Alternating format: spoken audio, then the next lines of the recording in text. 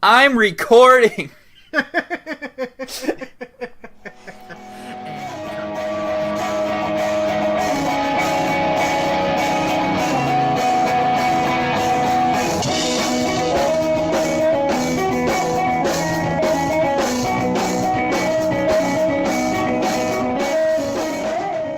everybody, welcome back to another episode of the Sound Good podcast. I'm your host, Michael. I hate you.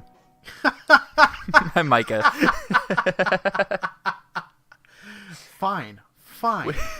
And on today's episode, we're going to be talking about the albums Hypnic Jerks by Spirit of the Beehive and Home by Church Girls. We're going to start this episode off with the album I recommended to Micah, Hypnic Jerks.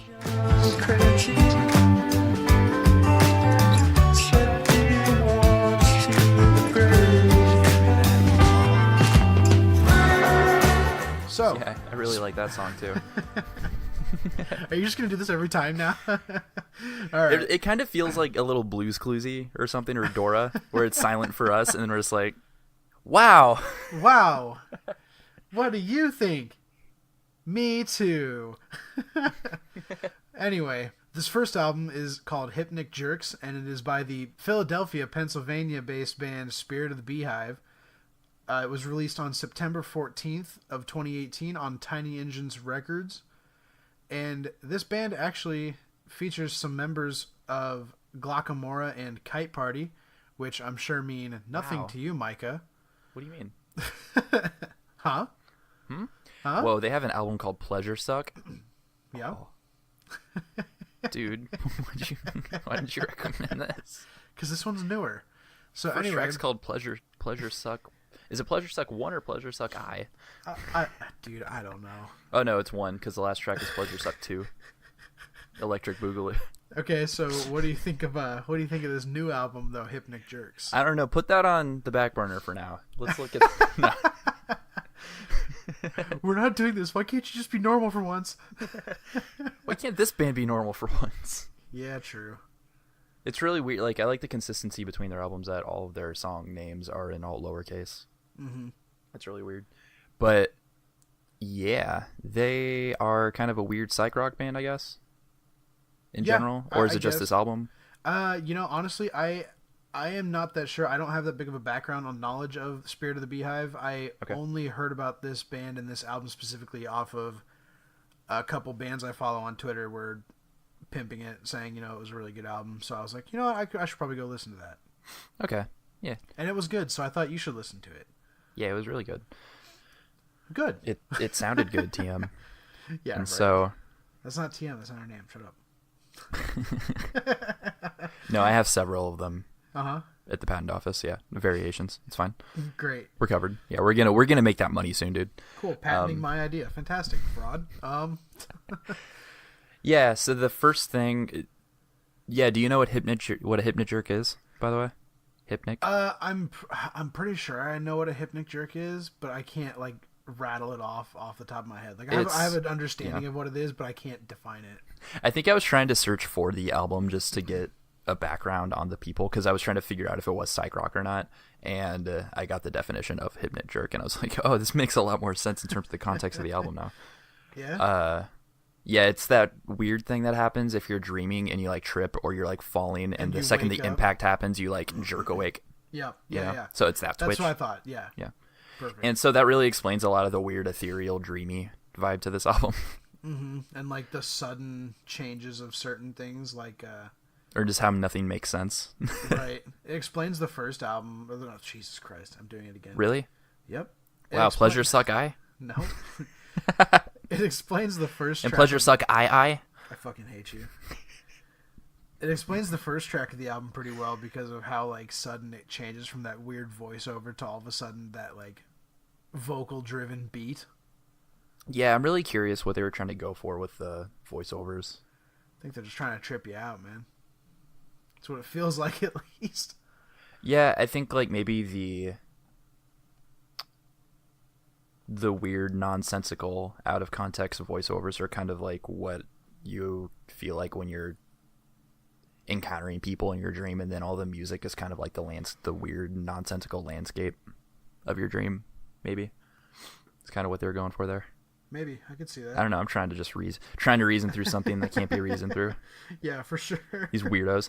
So, yeah, the first thing that popped out to me was those voiceovers, and I immediately thought of a couple of those really early Dream Theater songs, because that's the only other music I know that really has voiceovers like that.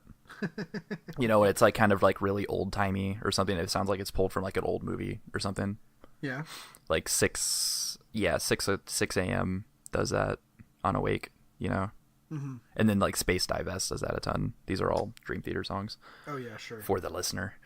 And so, yeah, there was that. I always dig that. That's always a really nice addition to your music. But I really dug all the synth effects. So in that weird vintage thing they were going for, I don't know if it was like mostly for the dream aspect, but there was a lot of kind of vintage sounding synth patches that they used. Specifically, this was really good timing because October's spooky, and it sounded like they used a lot of theremin style stuff. Yeah, and then, there was, yeah.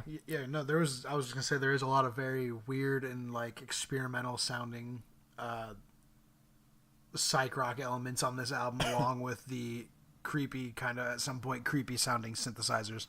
Yeah, and it wasn't just the synthesizer. Like overall, the melodies that they picked, like in that weird ethereal, like it wasn't necessarily always like I don't think anything was really a happy dream, but nothing was particularly like nightmarish either. It was just kind of like somewhere in between. Yeah, it was just I just feel like it was just pure psychedelic, like just pure rock. Yeah, and there were a lot of really cool moments of kind of, there were some more uplifting melodies for sure on it that actually reminded me of, it's like, I don't know if it's because of the vintage aspect the psych aspect of it, but a lot of it kind of did remind me of some of the 70s or late 60s music that we've listened to. So either Sam Gopal or the Moody Blues a little bit. Just, there were just some aspects that kind of reminded me of that, and that's probably just the psychedelic rock, just because that's where its roots are, you know? Right. That era. But I was really, really happy. There's, I don't know if it's the second to last song. Yeah, Monumental Shame. I don't know if you know that one off the top of your head. I do not. Do you not? What the fuck? Yeah, whatever. I know all 4 of the songs I recommended to you. I know all 15 minutes I recommended to you. 5. There's 5 tracks on Home. Okay. I know. I'm just, hyperbole is the name of the game, Michael. Yeah, good one. But yeah, Monumental Shame was super cool to me because I feel like it's been happening a lot, and it might be because of the psychedelic rock aspect, or there's just some weird indie Bandcamp vibe to it. I know you didn't find these guys through Bandcamp, but they have a Bandcamp. Yeah. You know they do. Yeah. Oh, they do. I went through it. Yeah. You can tell by the sound. And yeah, Monumental Shame had a main guitar melody that was very reminiscent of Space Hog. I know, like, I brought them up a lot. I brought them up at the Queen of Jeans show we were at. To say, you've definitely brought up that name before. That's you need to, like, so it sounded a lot like their album Resident Alien. Like, it sounded like Space Hog's 90s album Resident Alien. And if you haven't listened to that and you dig, like, this weird, like, psych-rock, then you should check that out, too. It's just, it's kind of just pure, like, kind of 90s weird. It's super weird, just 90s rock. It's great. But yeah, I'll have to give that a listen. I do appreciate that all the vocals were very breathy, I want to say, in the way that they were presented, and that kind of adds to the dream effect if they're going for that. Because, yeah, you just imagine very calming, like, kind of breathy, echoey vocals would be, like, lots of reverb. Yeah. Would fit into that kind of aesthetic. It's very dreamscapey, this whole album. Mm-hmm. But it's still like rock's pretty good too, though. Oh yeah. There's a lot of very kind of odd timey signatures throughout it. Like it did get a little mathy in there with some of the things, like some of the instrumental breaks. Yeah. Mm-hmm. So it was always really good. There was a lot of really good interplay between the drums and the guitar. Yeah. In that sense. No, I think it did a really good job of like maintaining a modern interest, but also like slapping you in the face with some good psych elements, and it didn't hit you quite as hard as like King Gizzard psych. Yeah, they did. Yeah, there was a lot of aspects that reminded me a lot of King Gizzard. I didn't know if it'd be eye-rolly for me to bring them up. No, I mean, they definitely had some similar elements. Like the vocals, I feel, were very similar in style, but at the same time, they kept it tame enough to interest you instead of just like full on slap you with, hey, if you're not tripping on LSD right now, you're not gonna like this. There were a few synth effects that sounded a lot like the what was it? I forgot what it's called.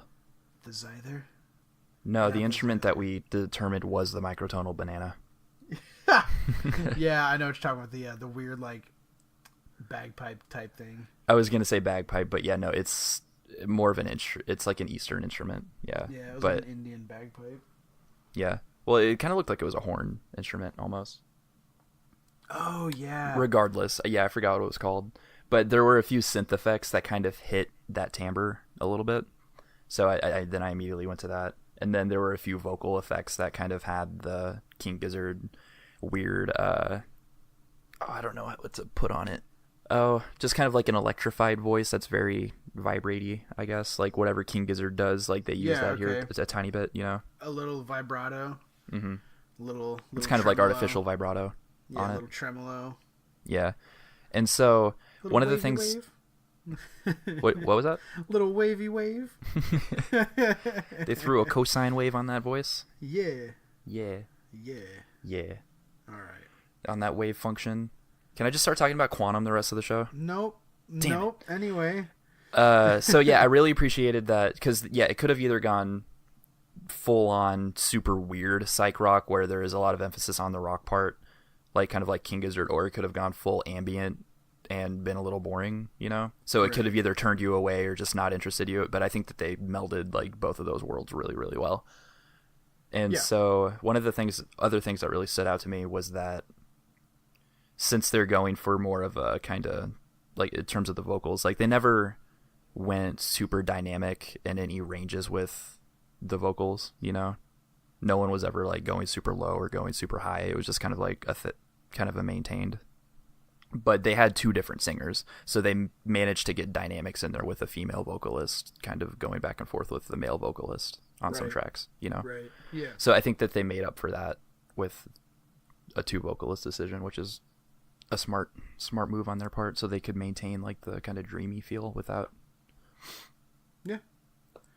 without being boring.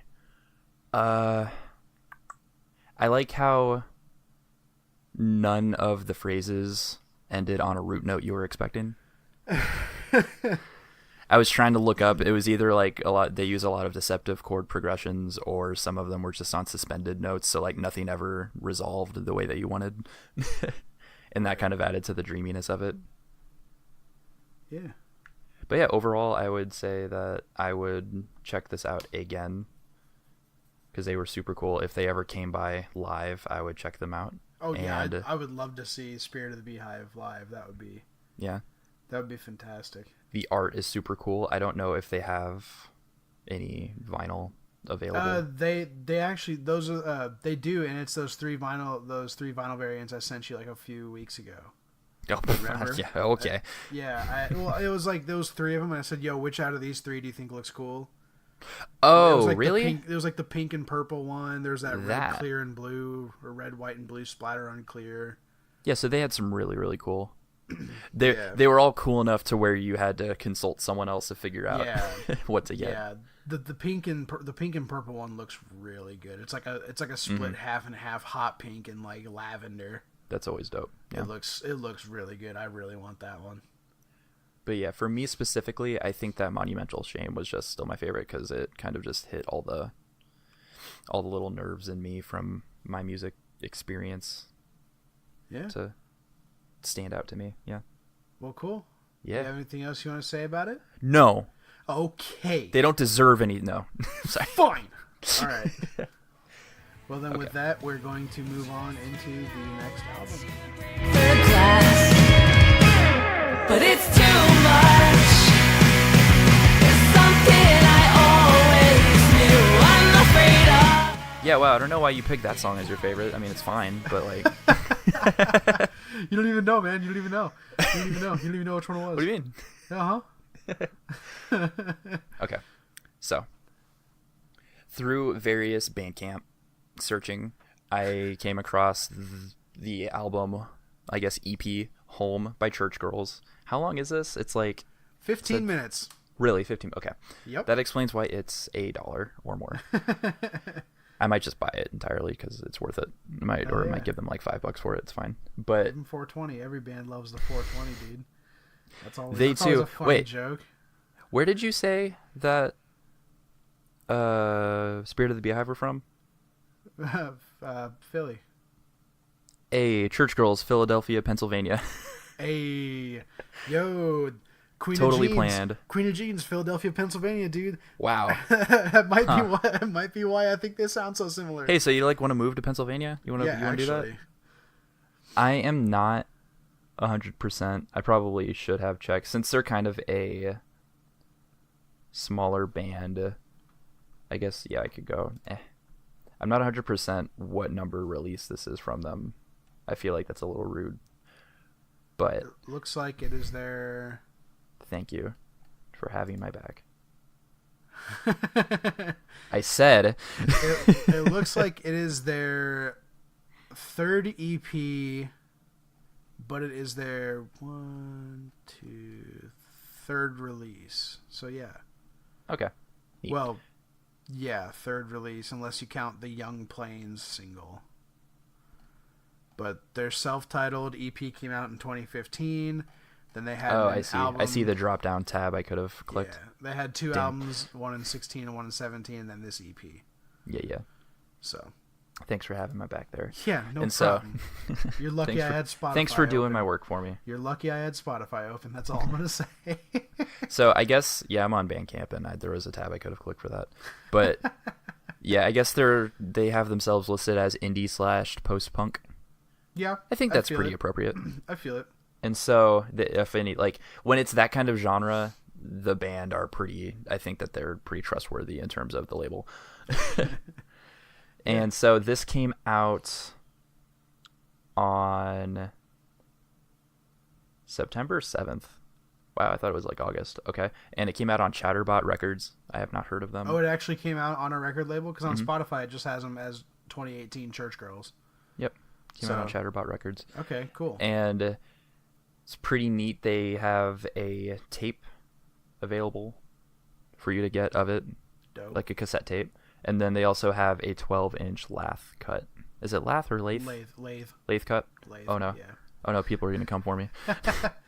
No, it's But- a lathe cut. Yeah, and it looks like they're sold out on the lathe cut. So I'm Damn, glad that I really? ordered that when I did. Yeah, Damn, nice. that'll come someday. Yeah, Wasn't the turnover on that pretty slow? Because it's it took 6 or 7 weeks for me, dude. that's pretty funny. Yeah. Okay. I mean, Because are they it's- handmade? Yeah, it's or- hand cut lathe. Yeah. So That's neat. It takes a while. Yeah, so the thing that jumped out about me for this album was just the artwork, which, Yeah.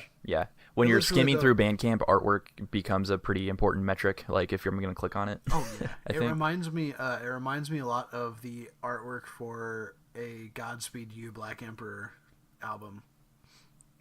I don't think I've I heard think of that it's- band. I think it's called Raise Your Tiny Fist Like Antennas Towards the Sky or something. Okay. They're a post rock band, instrumental. They're very heavy though for a post rock band. Interesting. They're really good though. I highly recommend them. Are they worth checking out? Oh yeah. Okay. If you like instrumental music, then yeah, they're good. Cool. But a lot of the post anything from Bandcamp that I've been Right. finding has been killer, especially the instrumentals. So yeah. Right. But yeah, that was my first impression with the album art was, hey, this looks like Godspeed You Black Emperor art. So that's cool. And then I'm assuming it was not. It's that not heavy. It's not what I expected. I didn't. Yeah, obviously had no idea what to expect, and the first song, I immediately went, "This is going on the list." Dude, I felt Right, I this love that has to be guitar talked about. intro. That Yeah. guitar intro and that riff in general is just so catchy. It's so stuck in my head already that I've been having it repeat in my head since we started talking about this album just now. It's just constantly, it's just that one little riff in my head.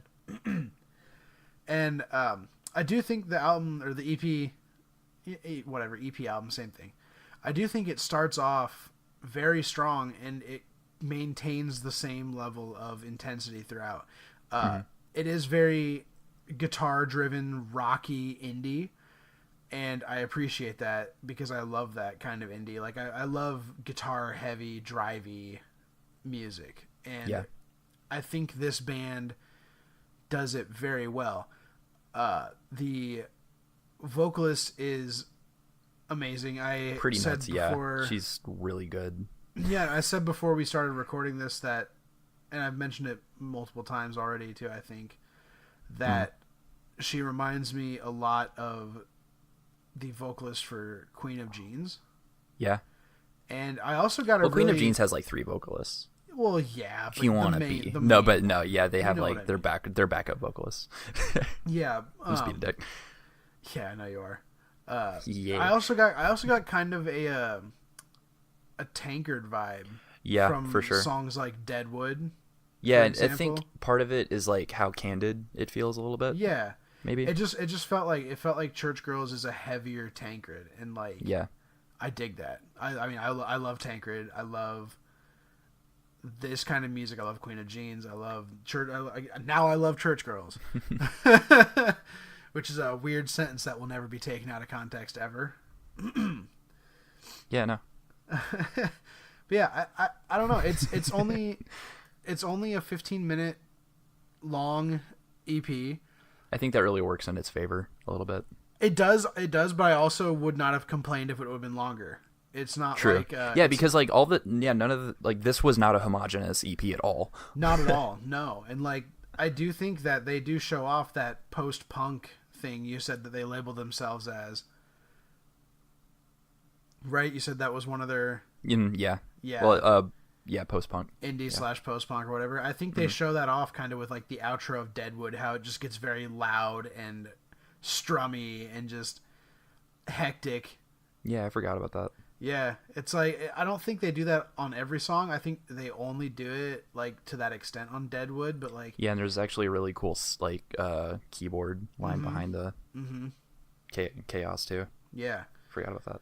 But yeah, they do a really good job dynamically of like keeping it quiet and then expanding the sound and then bringing it back together. I think just throughout the album in general. The mixing and the quality of the recording is hella good too. Kind of crazy consider like how indie like it feels, you know. Yeah, right. And like I can't stop thinking about the first track, just like you. Like it's gonna be hard to determine my favorite song because I really like Deadwood just because of how the song flows. I think Black Seas is probably my favorite. I love just the general rhythm of all of it. I can't really think of Black Seas off the top of my head. Oh, if you like had it open and you just like played it for 10 seconds, you would remember the main melody. It's pretty solid, yeah. But oh yeah. This chill okay, I know what you're talking about. Yeah, it kind of had like a back and forth kind of rocking to it. Yeah, it's really I love that. It's really chill music. Like this music just puts a smile on my face. I dig it. I put a smile on someone's face. But yeah, I don't know. It's not a lot I can really talk about that I haven't mentioned already. Like I said, it's a short EP, so outside of saying the songs are all good, like I didn't have a lot of time to listen to it to an extent to where I can comment on guitar on every track or I can say this excels here, but I do want to point out that when the instruments do excel, it's usually in pairs, I feel. Yeah. Mm-hmm.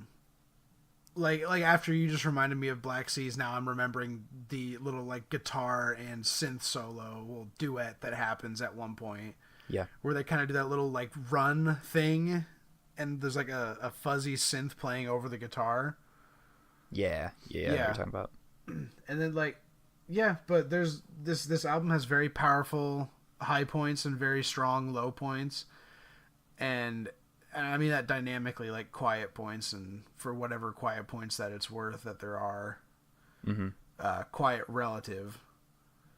But yeah, definitely a band I will be keeping an eye on more in the future. Yeah, I'm excited to know if they're like doing a full release. That's what I was about to say. Hopefully with this EP, that means that they're going to be putting out an album maybe next year, or at least be getting out there a little bit. to have the ability to. Right. I would love to catch these people in person at a show or something and hear some of this stuff.